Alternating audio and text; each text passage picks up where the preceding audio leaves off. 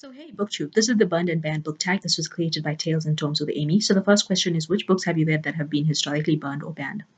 Literally everything that I read, because I read a lot from under the apartheid regime, which is from 1948 to 1994. And at that time, everything in South Africa was being burned, banned, and censored. So, a lot of Black South Africans would go overseas to study because, as much as they were given the opportunity here, universities were literally built for them. There were facilities, there were teachers.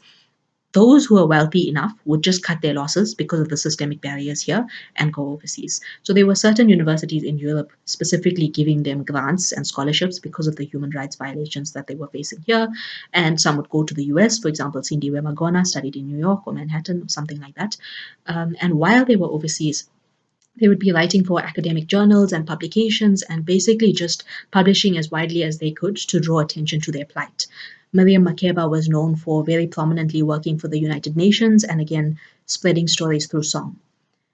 Um, so, as much as that was available to an upper middle class liberal audience, that was not really available here in South Africa, especially not to working class South Africans. So, my parents were living in bush, ghettos, slums, and they were educated by the government. So if anything was being censored by the government, then it was censored for them. They didn't know those songs like Free Nelson Mandela or that SWAPO, Namibia, Winds of Change thing, song, whatever. They didn't know any of those things. Um, yeah, so I guess I read a lot to fill in those historical gaps, to try and empathize with the older generation and just, I mean, empathize with the younger generation as well because it's systemic, it's something that's passed down, and just help wherever I can.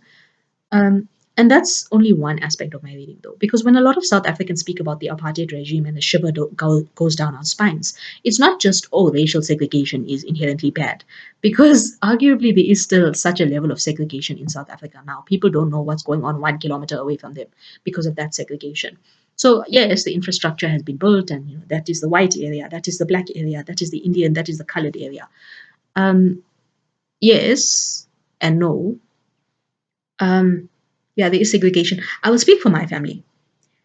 Savarnas are a different thing. They just want to cushion themselves in privilege and basically not speak to anyone, not touch anyone. That's why they sit in their house. And so they contribute to segregation in that sense.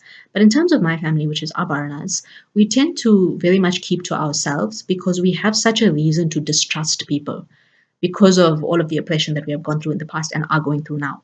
So again, why am I going to go out and trust people when they've given me every reason to distrust? But anyway, so the one aspect is I read a lot about the apartheid regime in South Africa.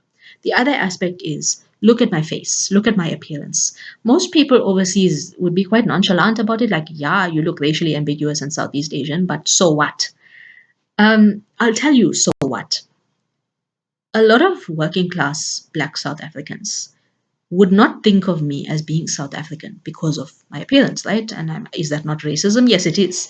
But um, the most recent form of slavery ever to exist is what brings my Southeast Asian family to Africa.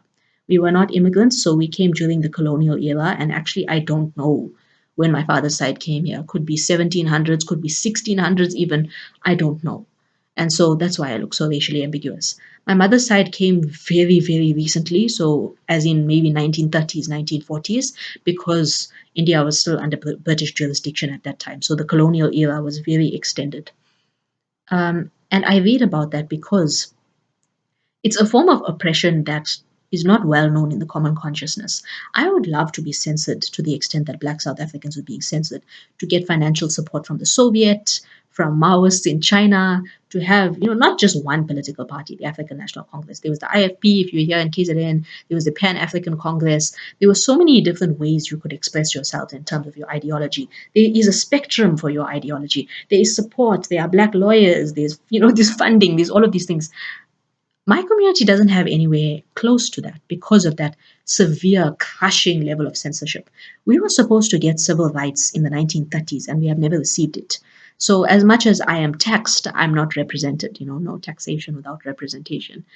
Well, yeah, so I read a lot about my own community, the form of slavery that we went through, and how I can fix it. Because people know racism all around the world, but people have never heard of casteism.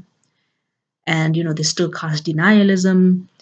Yeah, so it's definitely quite difficult, and I want to help in whatever way that I can, because the fact is I was human trafficked and I was brought here. Okay.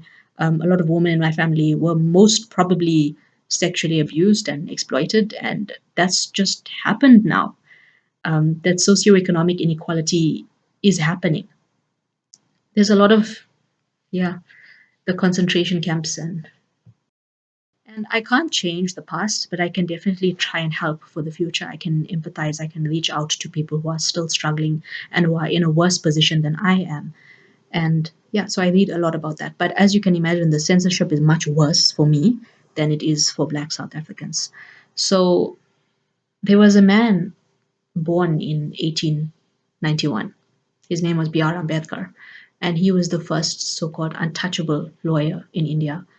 So he was on what they would call kind of the bottom rung of the caste system, that he was so impure that people could not touch him, otherwise, they would be polluted. That is the level of discrimination that he would have been going through. Race is a visual construct, and it's a much cruder construct in that sense, whereas caste is so much more brutal because it goes into linguistic discrimination, and some of it is visual but not quite, and some of it is dietary, and some of it is cultural, and there is a level of cultural imperialism, and there's no separation between church and state. So again, it's going back to feudal England, and that's how that's how backwards it is. So it is definitely very complicated. And he was the first so-called untouchable lawyer. He gave a speech in, I think, the 1930s. It was called Annihilation of Caste.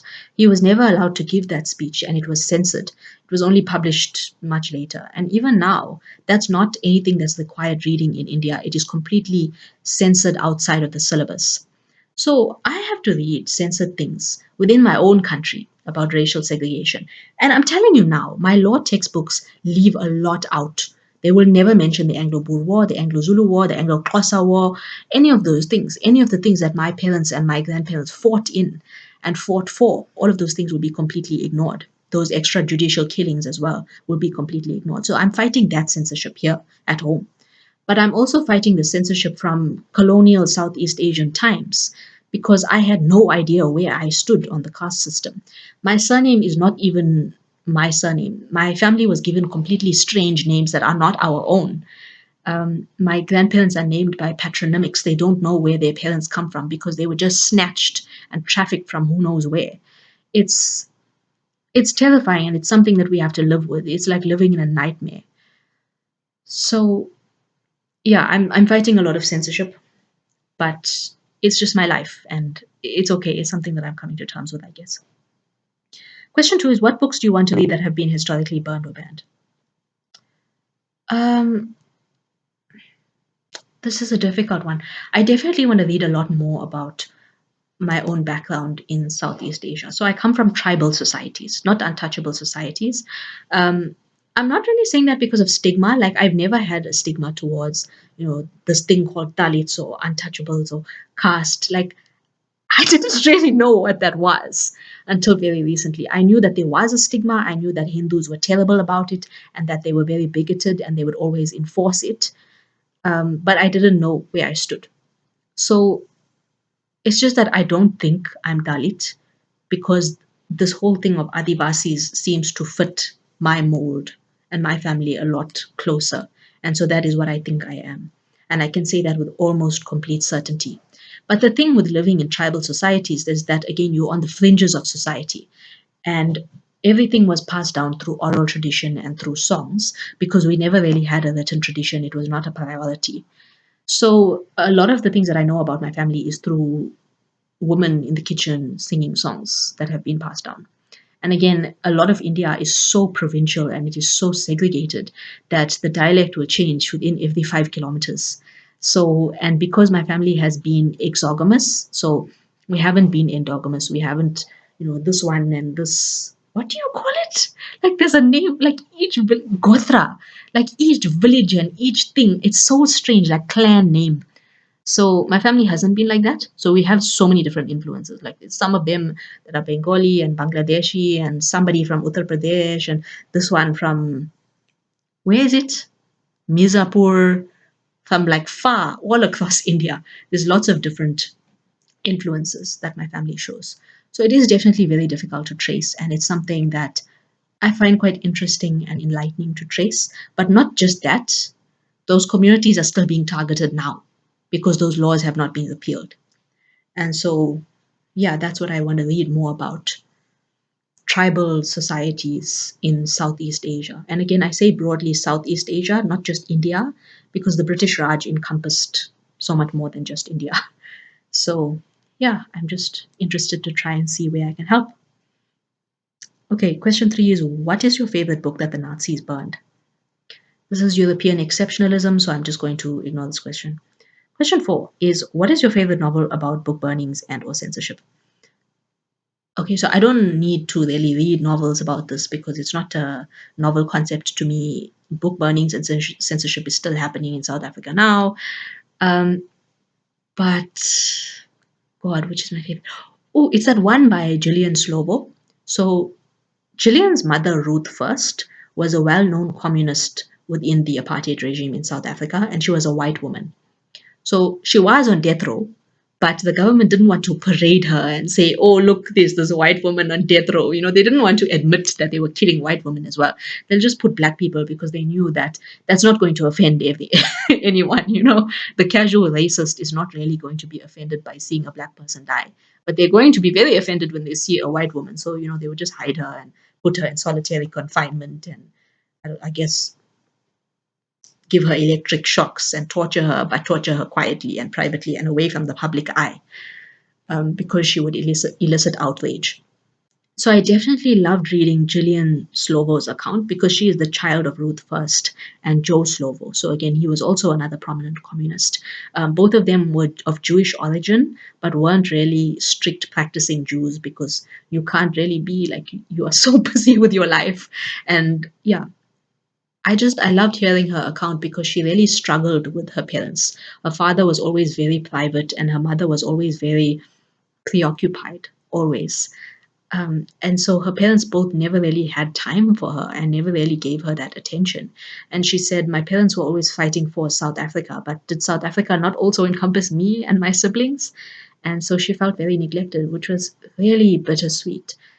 And, I was not reading this out of voyeurism to try and kind of take any sick pleasure in someone else's pain, but my own parents have also been quite neglectful, unavailable, abusive, and a lot of the older generation has been like that towards me, incredibly hostile.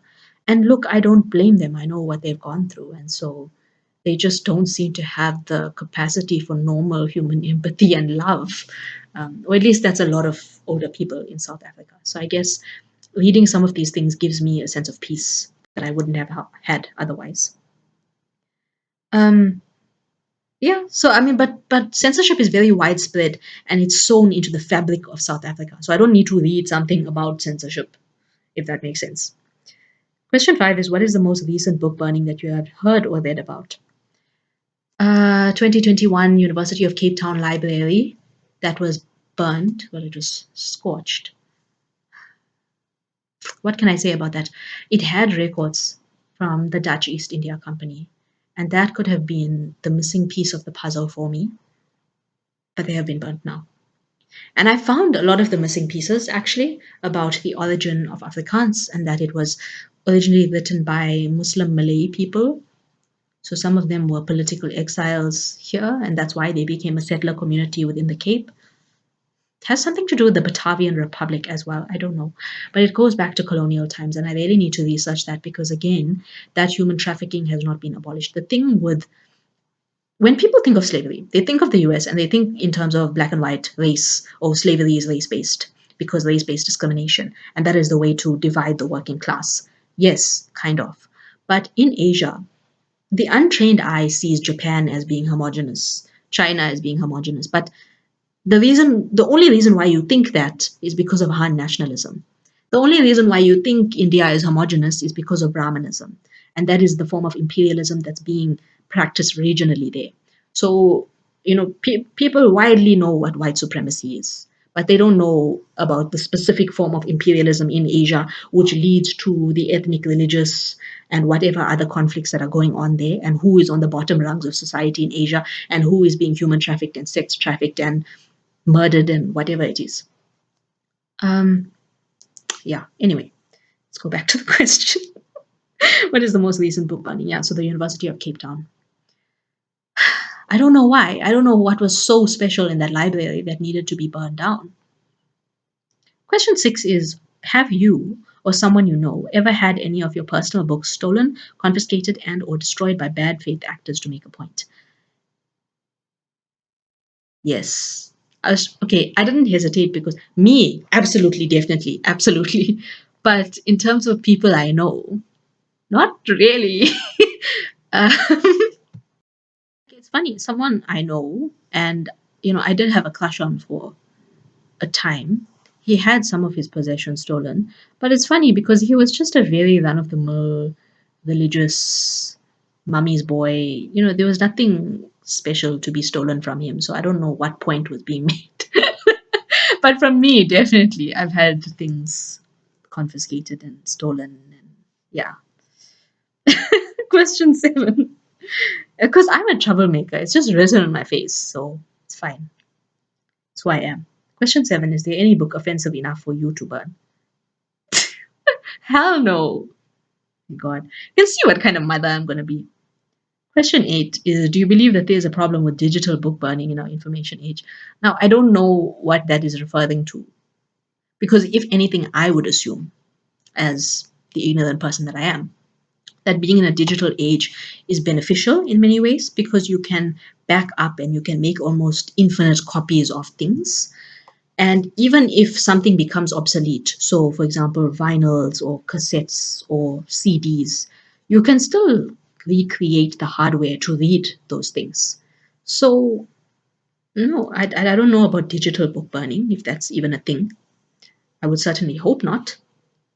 Question nine is, what book did you think would cause a lot of controversy but didn't? The thing with me is that I'm exactly the opposite.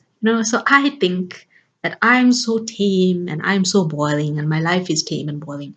But it turns out to really shock people. So I guess I assume that the world is a lot more, I don't even want to use the word liberal, but I assume the world is more liberal than it actually is. And I don't like the word liberal because I'm a lot further left than that if you're looking at a political compass. But anyway, I yeah, I'm not so much a fan of political labels or anything like that because I don't believe in ideology shopping or just boxing myself into anything. It's just that I really love and care for people, and I will make an honest effort to care, show compassion, to show love, I guess. And that is my ideology, is love, kindness, compassion. That's all. Question 10. If the authorities were coming for your books, what would you do to hide or preserve them? Now, the thing is, I'm not stupid enough to put on a public platform what I would do because then the authorities will know exactly what to do. So, yeah, no, I'm keeping quiet about this question. Yeah, book banning and censorship and all of these things are very widespread within South Africa. But arguably, in many ways, that's always the way that it is, and it's the way that it is going to continue to be. There will be censorship. And when people know what they are doing is wrong and it is exploitative, then they are going to censor it. They're going to ban. They're going to sugarcoat. There's going to be political diplomacy. They're going to justify their inertia. There's going to be cognitive dissonance. All of those things. So anytime that you see an irregularity in someone's behavior, words are not matching actions, if they are specifically blurring facts, if there is denial, if anyone gaslights you at any point in time, you know something's wrong. So yeah, I don't know. I would just say to keep an eye out for those things, be vigilant, and trust your intuition. That's it. That's the only thing that you can do. No one is ever safe in this world, and we can't pretend to ourselves that we ever can be. Anyway, sounds so morbid, but anyway, it's fine. I hope you enjoyed the tech.